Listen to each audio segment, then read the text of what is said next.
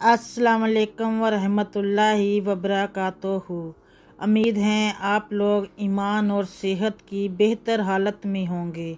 जो लोग चैनल पर नए हैं चैनल को सब्सक्राइब और बेल आइकॉन को प्रेस कर दें, शुक्रिया। एक ज़ईफुल उम्र शख्स ने जिसके 5 बेटे थे, जब वो बूढ़ा हो गया तो उसने अपनी सारी दौलत बेटों में तकसीम कर दी।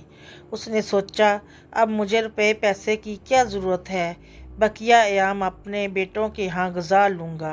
पहले वो अपने बड़े बेटे के घर गया और उसके पास रहने लगा। इब्तदाई अयाम में तो बड़े बेटे ने उसकी बहुत खिदमत की और आओ भक्त की और कहा आपका ख्याल रखना तो मेरा फ़र्ज़ है, मगर थोड़े दिनों बाद वो अपने बाप से बेजार हो गया। अब वो उसका अदब भी न करता था, बल्कि कभी कभी अपने वालिद को डांट लेता था।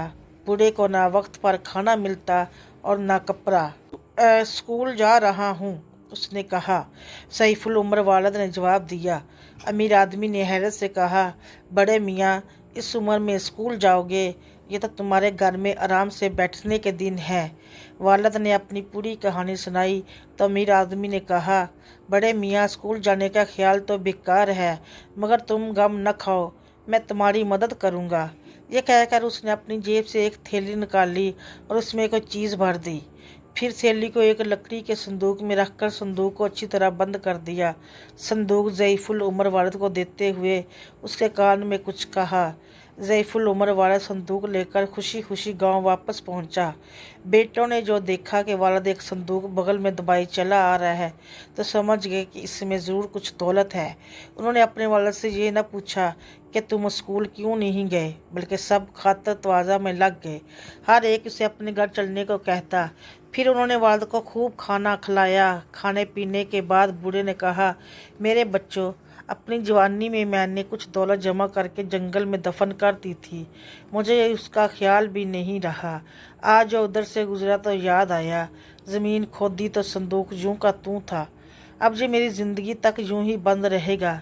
मेरे मरने के बाद इसे खोलना और तुम में से जो मेरी ज़्यादा खिदमत करेगा और बुढ़ापे में आराम देगा, उस दौलत का ज़्यादा हिस्सा उसी को ही मिलेगा।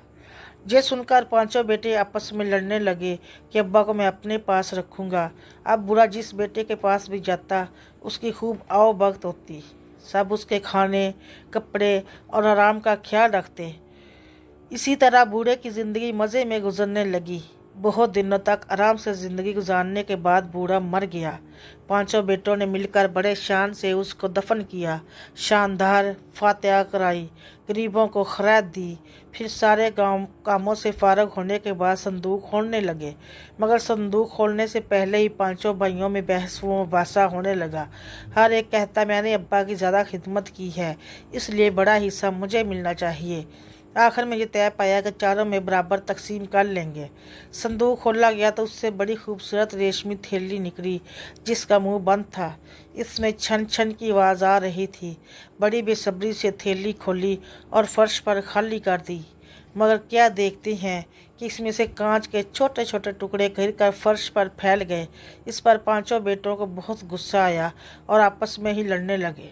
गांव के दूसरे लोग ये देखकर खुद खूब हंसे और इन नाफरमान औलाद से कहा, देख ली अपने बूढ़े बाप की अकल, उसे स्कूल भेज रहे थे ना तुम सब, मगर उसने स्कूल गए बगैर कैसा मज़ेदार सबक सिखाया है।